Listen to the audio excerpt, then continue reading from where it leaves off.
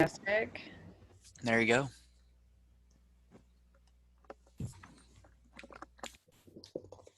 All right. So, hello everybody. This is Joy. Perfect timing. Just kidding. This is MVP Office Hours. It's May 1st, 2020, in the time of COVID. Um, you can follow us all at MVP Office Hours or at our Twitter handles, Jared and Dale and myself and Squire. You can also find more information about MVP Office Hours at mvpofficehours.info. You'll see on the right side of the screen, we have our events that we know of. So that's always interesting, right? Because that's changing. But all events by Salesforce is, admin.salesforce.com/all events. There's the customer success event calendar, trailhead events and webinar calendar for Salesforce and the community-led fun stuff. Upcoming Dreamin' events that are community-led. Force Academy is May 12th and 13th. Virtual Dreamin' is coming up May 16th and 17th. Connections was supposed to be next week, but I think it's just kind of waiting. And then some other Dreamin' events that are floating through, and it looks like Texas Dreamin' got canceled. Is that right? Yep. So that was kind of a sad turn of events also. But the good news is that we have access virtually and we can all still connect with everyone virtually. So that works out really well. If you haven't already joined us on the Trailblazer group, please do that. And you can sign up for meeting invites there also. And then the last little link there that we have is the Quip Doc for virtual meetups. I think it was Amy Opplinger who put that together, and it's just this running list of all of the virtual events that are, I don't know, big, small, medium, casual, formal, guest speakers, coffee, happy hour, all of that sort of stuff that's happening in the community. Folks are just plugging their information there and letting us know what's going on. Already saved my behind in Kansas City because we're pulling our May presenter from that list. So it's, it's a good list to go to. It's also, you can join their meetings, or if you lead a group and you need somebody, go there for that too. For sure, for sure. I know yesterday in Chicago, we had one of our local people speaking. We had Mary Tagler speaking, but we had a sponsor and we had giveaways. It was a lot of fun, and I'm just thinking of what speakers we can pull in that we wouldn't normally be able to pull in.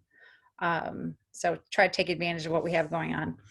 All right, so the next little piece of information we have here is that just a reminder that MVP Office Hours are on the first and third Friday. Our next call is May 15th. Oh my goodness, I can't believe it's May Day, right? It is an open Q&A type of scenario. And, we ask that everyone registers. The recordings can be picked up from YouTube, and the links are in the deck that'll be shared to the community success group later. And if you use Twitter, our favorite hashtags are Problem Solve Together, Community Learner, and MVPOH. And remember that we are recording, but we ask that everyone participate, share your experience, your input, all recommendations and references. Mute yourself because I can hear your phone ring. And if you have questions, raise your hand in the chat. Or just unmute yourself and announce who you are. Use the chat to post resources and links. We'll gather those as we move along. And then don't forget, you can share your screen. But just make sure you're protecting any personal data or company data that you shouldn't be sharing with the world, because it is going to be posted on YouTube. All right, so I didn't take a look at the participants list yet. Dale, Squire, have you? Yeah, we're up to 20. Wow, pretty fantastic turnout today. And great. Do we have any MVPs in the house? One or two. Well, and I think also now might be a good time to let one in particular have the floor because we love him to death. We love absolutely everything that he does. Mr. Jared Kingston, would you like to take the floor for a minute? Sure, I'll even come on camera Whoa! so you can, mainly so you can see this beautiful bird I have on my chest there. It's majestic and help us all get through this time. Yeah, so thanks, Dale. So yeah, I think today's a little bittersweet for me. I'm signing off of MVP office hours, going forward and handing the reins officially over to Dale, Squire, and Joy. They're in good hands, and it's yeah, it's been a fun ride. I helped start this. I don't know, like 5 years ago or more. It's been a long time running. I can give you a number. You started it about 172 calls ago. Yeah, something like that. So yeah, it's been a lot of fun, and obviously excited where MVP Office Hours is going, and got a good crew here to help continue it forward and continue to carry the torch and for many more years. So appreciate you, Dale, Squire, and Joy, all of your efforts in helping keep this thing running strong. We thank you, we love you, and rock chalk. Yes. I love it. Oh, all right, enough about me. Let's get to the good stuff. All right. All right. Do we have anyone in the chat have any questions, or anyone have a hand up? I can't tell. That's okay. I'll get it for you. I know. I think Aylin. Sorry if I'm didn't do it well. Why don't you come on and give us your question? Hey, I actually have a list, so I'm trying to figure out what's appropriate to share on YouTube. Well, I guess one thing, can I ask two that I think will be easy, but are just confusing the heck out of me? Perfect. Absolutely, that's what we're here for. Let's start there. Great. So I have a field. So my Salesforce instance was put together with the help of a consultant who put this formula field together for me. And I wanted to change the field so that it only calculates records that fit a certain number of categories, and it doesn't count records that don't fit those categories. But when I went into the field, I saw that there was nothing in the formula box. And so I'm wondering, like, how the heck did this person write this formula if there's nothing here? That's my first question. And then the second question, I'm not sure if this is a glitch or if I'm using the dashboard the wrong way, but I have an object on one of my dashboards that never shows up when I refresh it, but when I edit it, when I click edit and I open it up, I don't change anything, but then I click save, it shows up. Are you in Lightning? Yes. Lightning reports and dashboards are definitely glitchy. They've come a long way, but they're still not where Classic was. So you may just be running into just kick it, restart it kind of a deal. Okay. Specifically, if the report of the dashboard component was created in Classic and then converted to Lightning is what you're referencing, right? No, just Lightning in general. Okay. Okay, so I would agree, and I would even go as far as say sometimes it's best if it's not too complex to just create a new report with a new figure and drop it on the dashboard as a new source. Sometimes that's all it takes. So. Got it. I will try that. Certainly is doable. So back on your first question, when you say there's a formula, but it's not showing anything. Mm-hmm. Are you able to share your screen to show us the formula field itself, like in the setup? Yeah, let me do that. Joy, you might. Yep, I just released it. So Oh, gotcha. Thank you. Mm-hmm.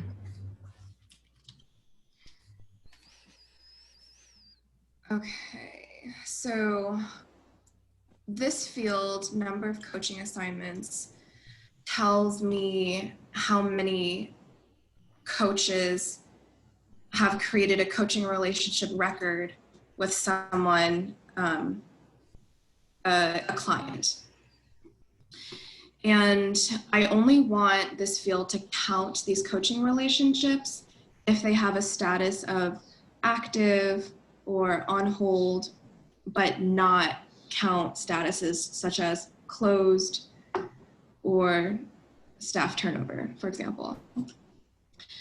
So I click into this field, and when I click edit, I don't see anything. Because this is a number field. This isn't a formula field.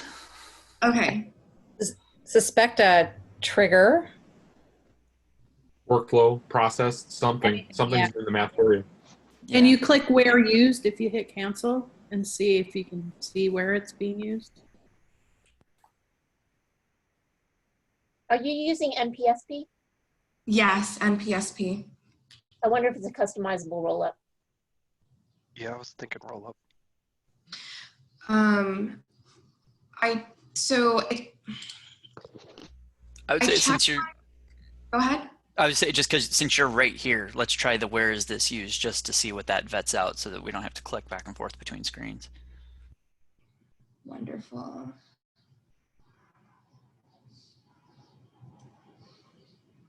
So it looks like it's in two formula fields, or maybe it's a roll-up summary field, but okay. I do use Dolores. Yep. DLRS is a great tool. That might be another one that we would check. I didn't find it in there. I can show you.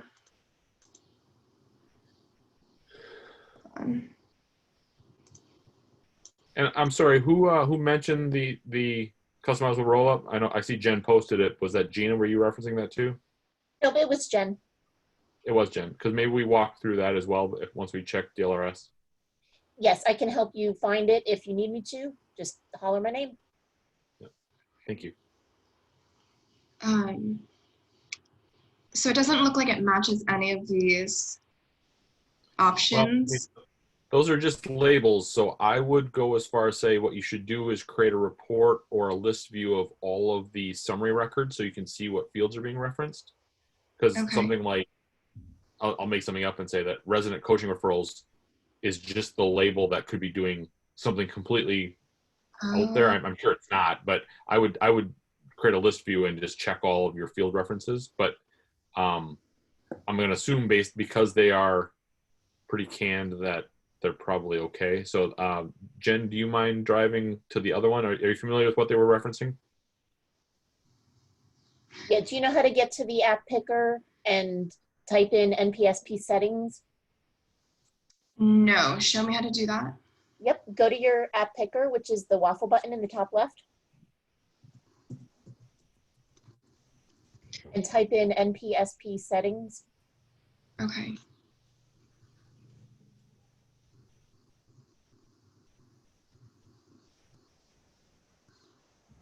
I don't know if we covered it, but Sarah put in the chat you'd be looking for the aggregate field in DLRS. Okay, I'm gonna write that down.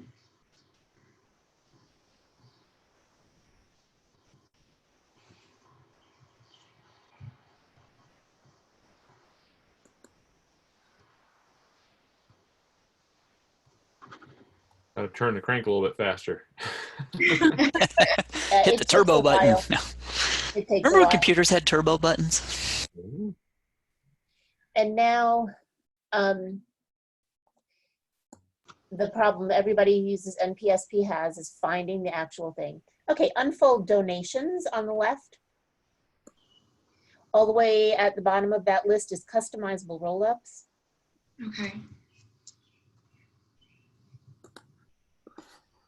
And you're not using them, so it's not that. Actually, the consultant that you're asking about, you could send them an email. Okay. I've done that before. I have the same consultant, and I've sent them an email and said, hey, just point me in the right direction. Okay. Before we left the DLRS app, I think this might actually be it, where it's under a different name, because I looked here and this matches. Okay. Awesome. So yeah, so if that is the DLRS, then it's just a configuration of the rules that aggregate. I should say Okay. just more to it than that, but yeah. Okay. That's awesome. Do we have time to, can you show me where I would click to edit this? Well, you're editing it right now. You've got the record open. Mhm. Okay. So you have to go criteria and should just be criteria, I believe. And there's pretty good documentation for this on the site. Okay. Only reason I call that out is because if you are leveraging DLRS and you're not comfortable or familiar with it, you should dive in because it's a really good tool. Knowing how to not only configure it, but then leverage some of the tools that are the features that aren't initially obvious would be great. Okay. Wonderful. I will definitely do that. But having said that, if there's more questions, I think 90% of the people on the call have familiarity with it. If you've got more questions, drop a post in the MVP office hours or on the DLRS success site, and everyone is more than happy to help. Awesome. I'll go find a link for that, and we'll put it in the deck to share after. Thank you, Dale. Thank you. Excellent. Okay. So why don't we go to Marty, and then we got David and Brittany coming up next. Hi, this is Marty. So I have a client who's Essentials. So I'm using the data import wizard, and I imported a group of contacts, and in my CSV file, I have their emails, and I have the results from the data import wizard that said everything imported, but some of the emails are not there. Anybody have this problem ever?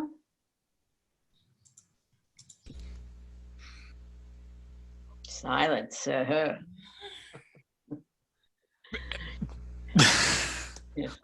Bad. Well, the right. wizard had no errors, but the No. data, the records aren't there, huh? The records are there, but the email isn't. They're new. They were all new. And there's no automation that would, for some No. insane reason, wipe out the No. email address field. No, because some are there, some aren't.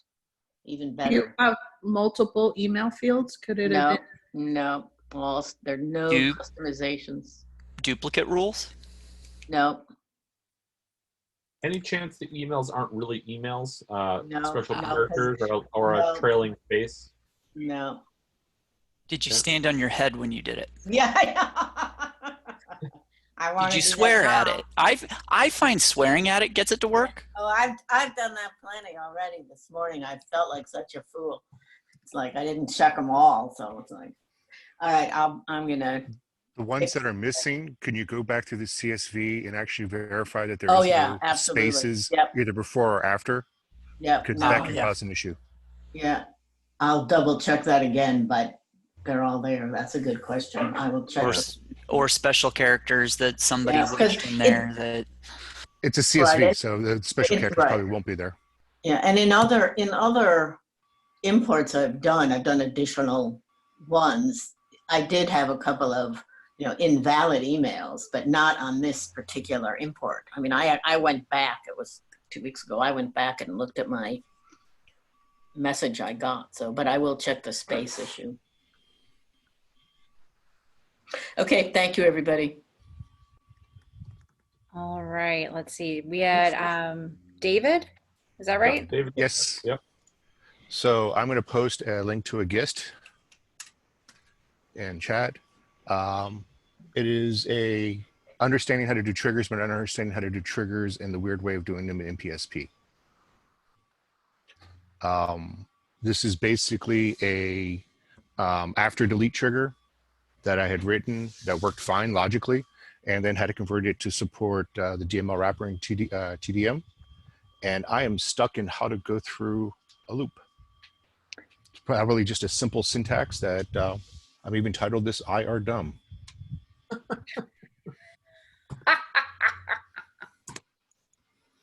So it's basically line 24 and line 32 is where I'm broken at.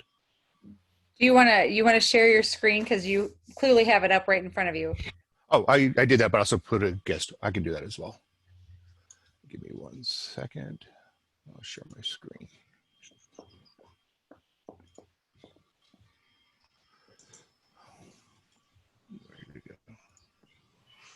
There you go.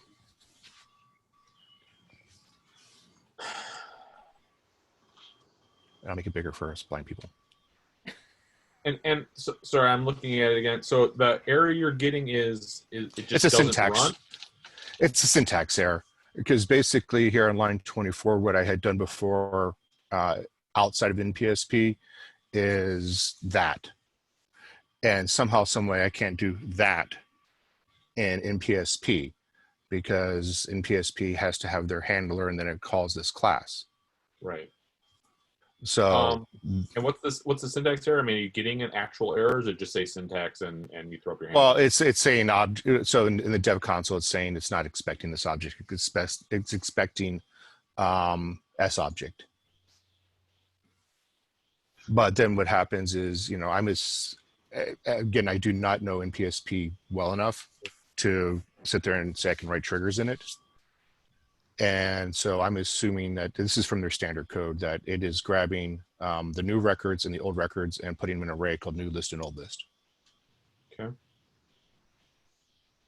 So this syntax, basically what happens is I need to loop through it because the way this works is if there is a value in there, I need to delete it.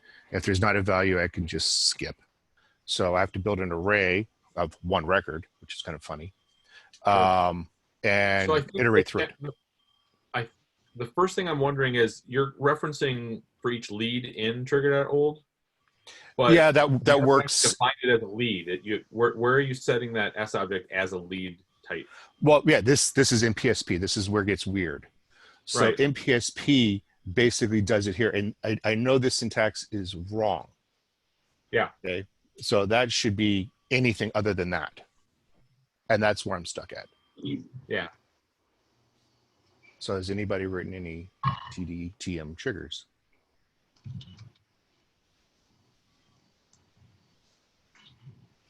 Oh, well, so first of all,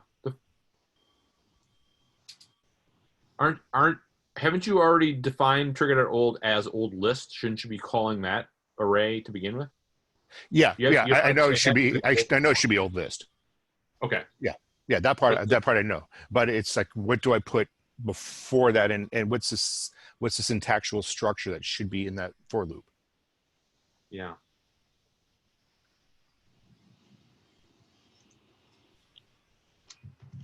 I'm at a loss because I didn't realize that the syntax of a loop in NPSP mattered. It still had to have the same rules. So like the syntax I'm hearing you say suggests to me that it doesn't know that you've passed it a lead object anywhere. It's you passed it an S object.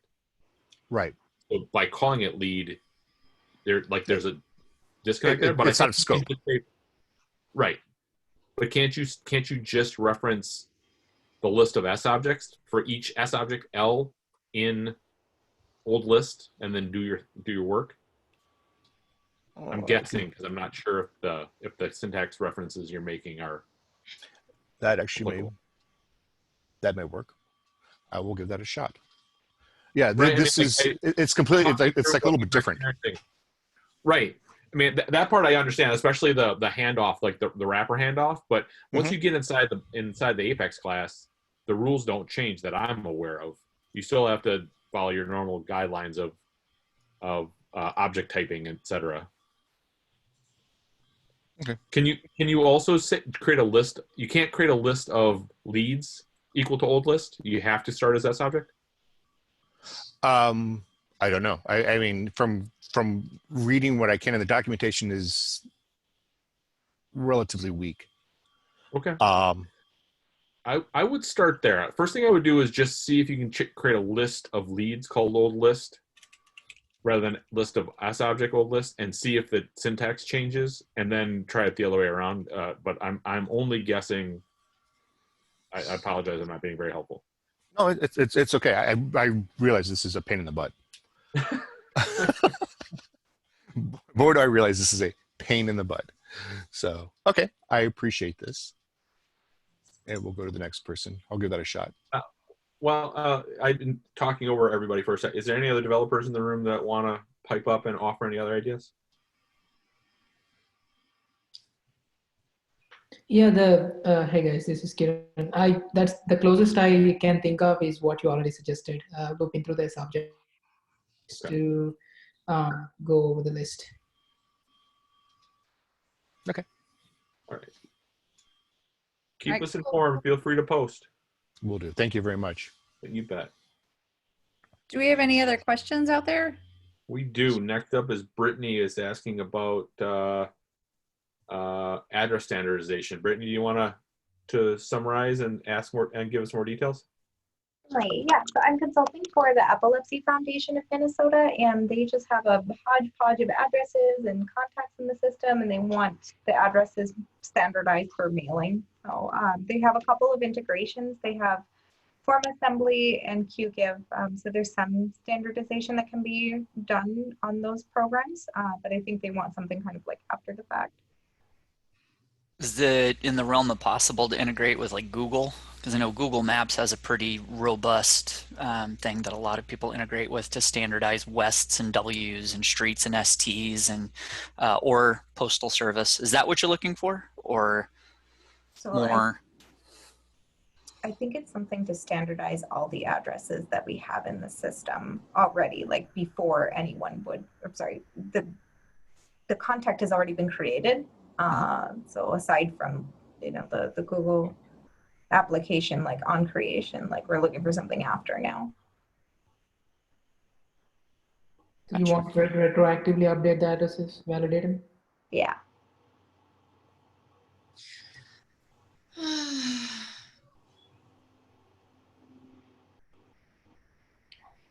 Yeah, the Google still the validation APIs that can actually validate the addresses, and you might have to do some data massaging and some customization to run your addresses through the APIs to get it validated. But the value, the outcome that Google gives back is again a user selection, right? If you actually enter a partial, if you send a partial address to the Google API, it will give you a different options to pick from. Then that becomes a user selection. So, I mean, fixing them retroactively is going to be, pick and choosing the responses from the addresses. Okay. In other words, there is no, at least I can't think of any magic silver bullet that could actually fix all the addresses for you automatically. Okay, that's helpful. Yeah. David just put a link to a app or a service that will do that. David, do you want to speak to that?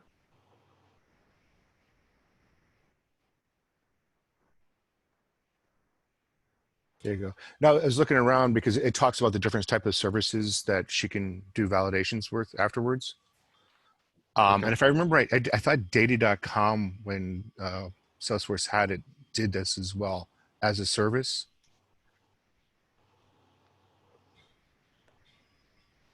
So I think whoever took over Data.com, they will go back and proactively update your addresses. Okay, David, I tried to open up the first link that you sent from GitHub, but I killed that one already. That one, that's the second one. Okay, thank you. Yeah, the second one's an article about it. So Data.com used to offer a service where they would cleanse your addresses. And Salesforce got rid of it. I almost want to say it's, Experian that has it now, that they offer a service where you can go ahead and it's basically an add-on. I believe it's Experian that will cleanse your addresses and take malformed addresses and make them all look the same. And they can do the zip plus, 4 stuff, and they can do other things as well. Thank you. Mm-hmm. Yeah, I'll look for a while the next question comes up. Thank you, David and Brittany. Next up was, I'm sorry, I have to scroll back a little bit. Marciana had a flow question. Hi, can you all hear me? Yeah. We can. Awesome. So I am trying to have sales reps transfer opportunities yearly, close one, and from the list view using Flow and attaching that to a button. Would it be possible? Because I'm looking at it now, like I tried to build it and it goes, like it finishes, but I don't see any opportunities created with line items and opportunity contacts.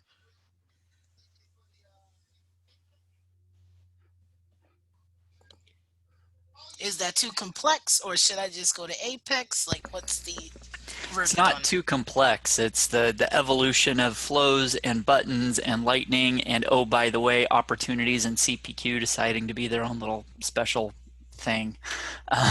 So it's a lot of moving parts there, right? yeah. Theoretically, your head's in the right place. It should work, but there's nuances to it that Salesforce have put in that don't make it work the way you'd want it to. And is there? I feel like there's a timing thing to there, Dale. Right? Like some of those things can't even be created until the opportunity completes. Like there was a at future issue at one point with like opportunity objects or something. Well, I don't know that it's necessary. I know what you're saying. I don't know that it's necessarily that. What you're looking for, Marciana, are we saying that right, Marciana? Yes. Okay. What you're looking for is from a list view, a button to just mass update. Right? Mass transfer. Actually, it creates new opportunities with a new year, but it keeps the line items in contact. No, it creates new line items, but it transfers the contact over to the next year. So it's not necessarily like an after update deal. It's just you're trying to do multiple things centered around an opportunity. Yes. Huh. Could you use Flow with the sketch? Do you want to select these records or do you want it automatic? Select the records from the list view. And that's some of the piece where Lightning made that a little bit more difficult, because you used to be able to, I think, put JavaScript in the button that could select, it would detect what those selected records were, and then you could pass those in, and now that's a little bit more problematic because of Lightning. Yeah, so I've done something similar, Marciana, and that you can't select the records in the list view, but what you can do is drop a flow component on the page, and what that flow component would do at the beginning was would actually go get all of those opportunity products or those records and present them within the flow, and then from there you could actually select the ones you want in the flow and then hit next and do the updates you want to do, and the flow would then go make those or do those actions, right? So that's kind of the way around it, is to do it that way. And it's a pretty simple add on the front end of the flow. And yeah, I found that to work. Okay, so you're saying take an opportunity one by one and transfer it that way instead of trying to do a whole list of opportunities. Well, okay, so you're trying to do a whole list of opportunities. Are you doing it from like an account record, or just broadly I was based trying to do upon? it from a list view, like the user selects multiple opportunities and then all the children from that opportunity gets created as well. Okay. Could you create a screen flow that you run that then compiles all your opportunities that meet whatever list view criteria that you had, and then you multi-select, instead of radios, you multi-select checkbox on that first screen. And then that's what runs you through all the rigors of the flow. Okay, I could try that. Yeah, so sorry, I thought you were doing it from like a record detail page. But yeah, you could just create an app page and drop that screen flow on there, as Dale said, and have it go grab the opportunities you want it to grab, based upon whatever conditions. It pulls back that list of records, you select them, and then for each one that you select, you just have to loop through those, right, and do all the proper things to have it go essentially clone that opportunity and its whatever child records you want. And it sounds like, I would assume you also have to then close last year's or something so you don't have two open ones? Yeah, we were thinking of duplicates. What if the person creates duplicates, trying to prevent that? Yeah, so the flow would help you with that kind of error handling too. You could, these are the 10 I want to clone. Then as you're going through, it could also say, do you want to cancel last year's? Oh, it looks like there's a duplicate. You could have it handle all those through your flow and really give you a nice user interface to get your outcome. Oh, so flow can handle duplicates as well. I don't have to rely on Apex for that. Well, it depends on how complex your duplicate match is, but potentially. And if you do have to go to Apex, Flow can call Apex if it needs to. Right. Yeah, but it wouldn't, you would have to put some sort of check in there if you're, somebody had already gone and manually created next year's opportunity, right? You would have to put some sort of check in there to see if it's already created or something of the sort. But that's the beauty of Flow, is that your canvas is wide open to go in any direction, any decision, anything that you need to. You just got to make sure you cover all your steps. Yep. But I think that screen flow on an app page, like Jared mentioned, is what you need from a list view standpoint. Awesome. Thank you.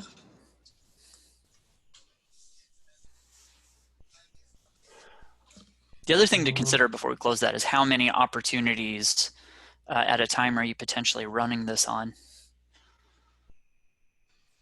It's thousands of records, so I really don't have a definite number. Limits might be a thing. Limits might be a thing, limitations. But that may not work. But it at least gives you the framework that if you do have to flip over to code, you at least have your process lined out. Whether it's you or someone else who can write the code, at least you know what needs to be written. Okay, because I know we mentioned that the person mentioned that the average was like 37,000 records per year altogether from each person. So I think it sounds like I might have to go to Apex then. Well, I guess I would. What? Go ahead. Well, I was just going to ask a question of so there's not any sort of criteria on the opportunity that would trigger you to go create the next one? Because I'm just thinking if you could boil it back to automating it, ideally, right, then you would probably be in a little safer zone, unless obviously they were all happening at once. But if there was criteria you could work off of the record, then automating it would save some time and energy. Okay, yeah, we're doing that now. They're cloning it and transferring and all that stuff one by one right now. And I was thinking of doing it in batches, but it seems like it's gonna be a lot more time consuming on my end, and it may cause a lot of governor limits. I guess my question asking as a BA is why? Why do these opportunities at the end of the year need to be closed and cloned and have these things? What is it about the business process that is causing all of this work, that there might be an opportunity to gain some efficiency and not hit limits?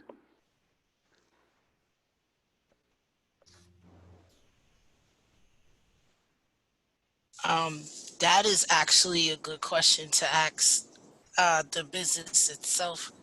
I never really, I never really thought of it like that. Just from the stance of you're creating a lot of technical overhead, potentially having to go into customizable code, which is kind of sometimes hard to pull back into point and click if you need to, but also just data storage.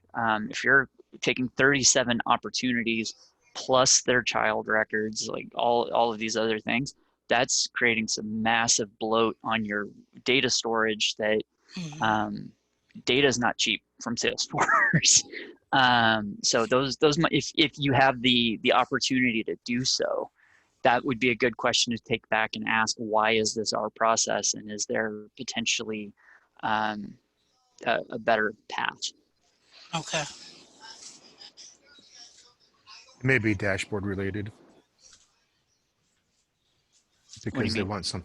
So if I remember right, dashboards can't go back a couple of years for some on the opportunities.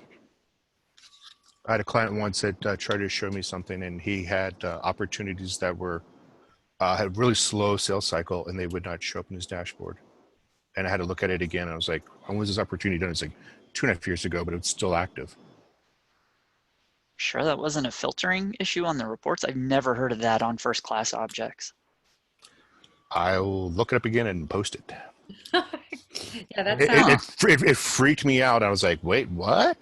I mean, I know like history, so field history tracking, they put the cap on 18 to 24 months. Activities, if they've been closed for a year, they become archived and not reportable. They're only accessible through data loader or whatever, but I've never heard of that on a first class object. Right, so if it was an opportunity field history report though, then it would definitely throw up a red flag. Right. Or maybe the stage, like the stage progression. Uh-huh. That could have been a possibility there, but no, like the straight up opportunity report. Whoa, I want to see this one. Yeah, that's one. That'd be one in the release notes that we all missed. All right. How are we doing, Squire? No. I'm sorry. Brittany had a different question, but nothing else in the chat or in the no hands up yet. Brittany, do you want to go ahead? Yeah. Yes, please. So I'm confused about the change owner button between a lead and a contact. I have the change owner button applied on the leads layout, and I'm able to select multiple leads and change the owner for 4 or 5 of them at once.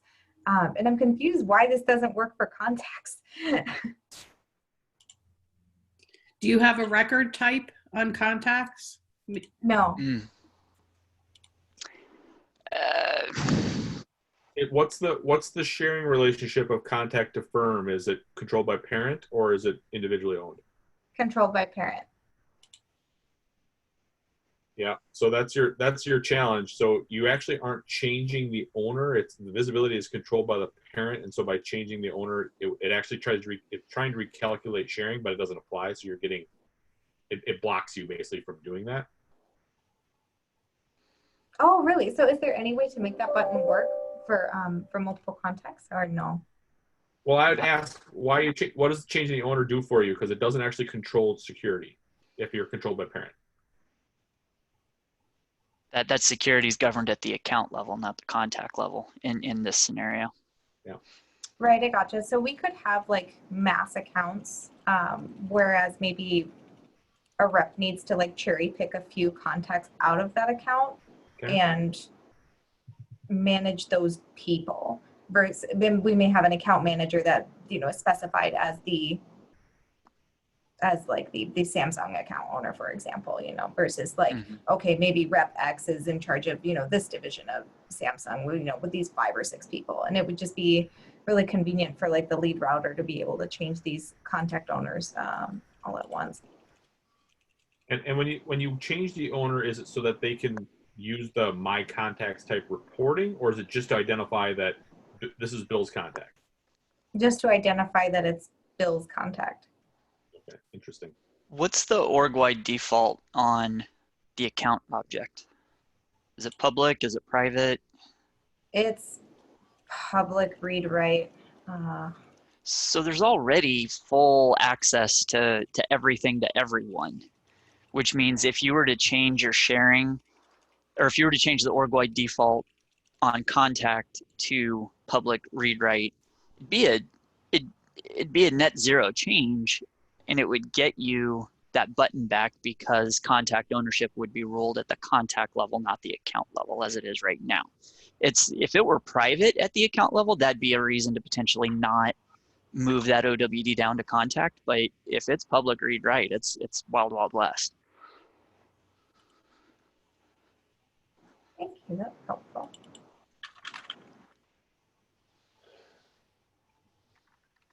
Now, the mass change owner can be a real pain in the butt for not just something like this too. I mean, now with the account roles and the opportunity roles features, sometimes changing ownership causes downstream effects there too. So, not an unusual question, I don't think. Right.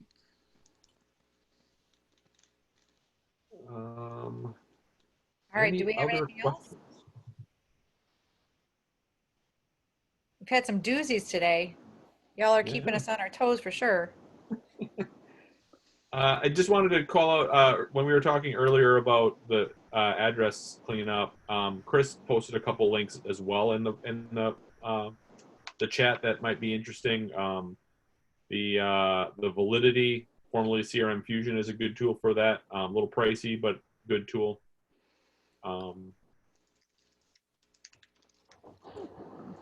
I love that tool, but then it got really expensive. Yeah. I still loved it, but it was harder to convince. And it still requires a PC. It will not work on a Macintosh. I just had to throw that out there. Right? Excuse me? It was installable. It wasn't just a web client, right? Yeah, right. It's an application.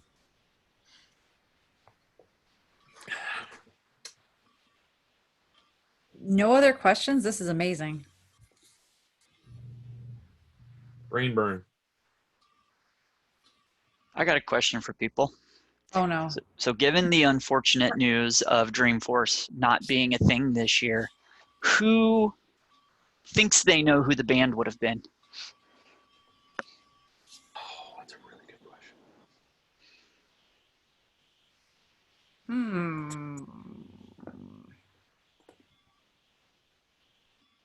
Do you know? Or yeah, I have no clue. I want to hear what everybody thinks. Oh, okay. Speculation always runs rampant every year of who's the band going to be. I feel like Fleetwood Mac was a really well-received concert last year, so I'm thinking they went old school again. Like, who's touring right now?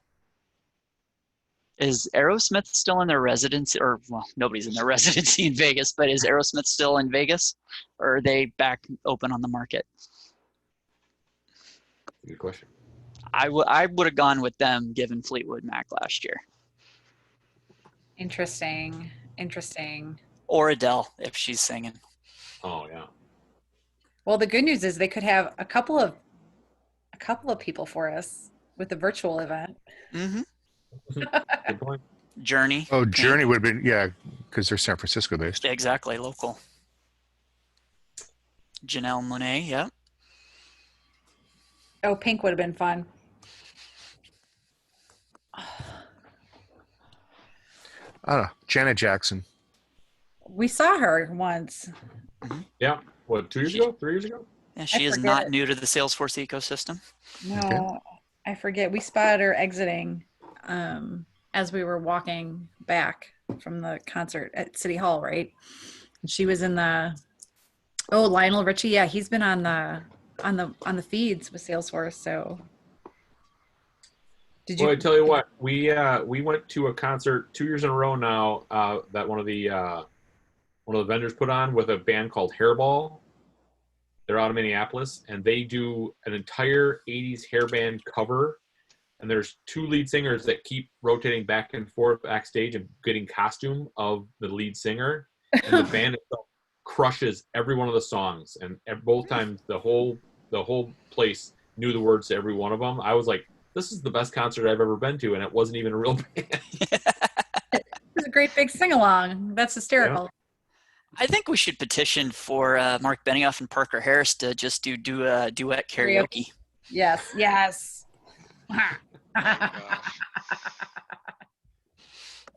That'd be fantastic. Oh man. I'd love to see Gaga Pink would be Martini, but they're not big enough for Dreamforce. It'd be a good fit, though. That was my question. I don't know if it offered any value, but It's a distraction. It's good. yeah. Who is going to be doing virtual dreaming in 2 weeks?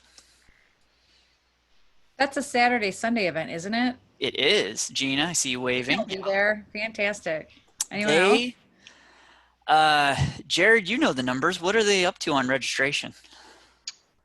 Oh, I can tell you here really quickly. What did Phil say the other day? He said... I'm actually speaking twice. Nice. Who was that? Nice, Gina. Gina? Very cool. They were up to 8,000 registrations as of Monday, Nice. expecting 15,000. That's crazy. That's 3 TDXs. That's crazy.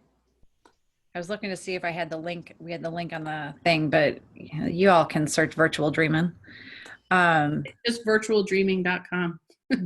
Dreaming or dream in? Dream in. Okay. No G. No G.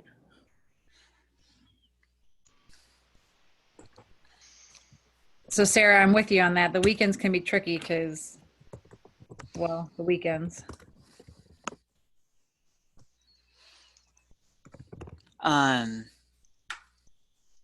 In case anybody didn't catch in the announcements in the last few weeks, release notes are supposed to come out on Monday for summer.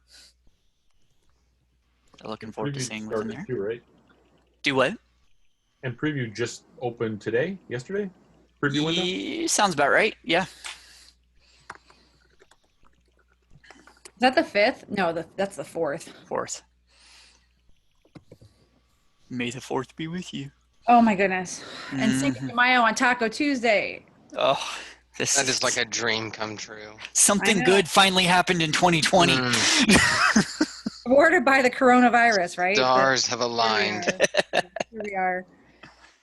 We won't be having nachos and margaritas out anywhere, but we'll be able to do it at home. That's like the one day of the week that everyone knows what day of the week it is because we do Taco Tuesday, right? And we do pizza on Saturdays.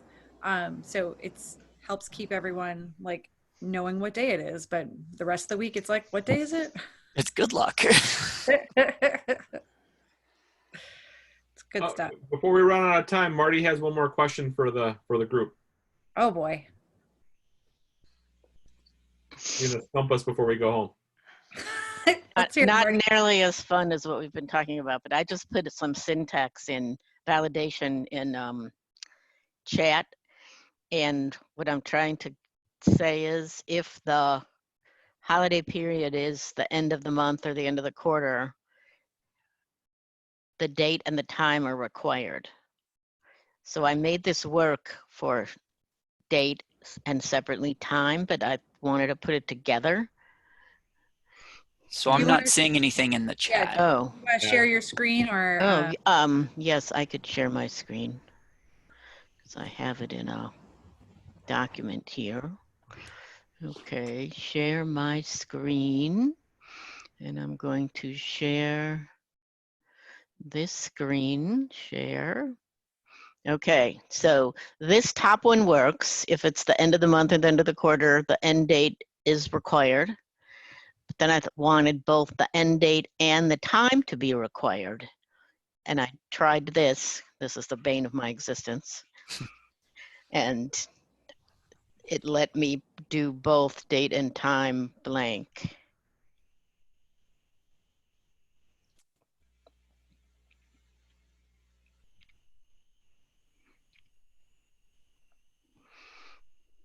Okay, so and is your wrapper. So if one or the other of the holiday period, or if the holiday period is one or of those, so that's number one. Correct. If date and time are blank, then fire.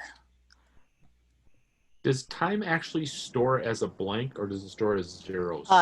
In this case, this time field is text based on what they enter, because they can enter a wide variety of things that you and I might not think of as time, but like never. Yeah, like don't. Yeah, well. So When date is a so. date is a date. Date is a date field, but time in this case is a text field. And you validated, and you validated it is working as just the date. Yeah. So, and I validated it works if it works either this works, and when I have a separate one that says time, and that works. But when I tried that, it doesn't work. Oh, I'm so glad I was on the right track. Oh, yeah.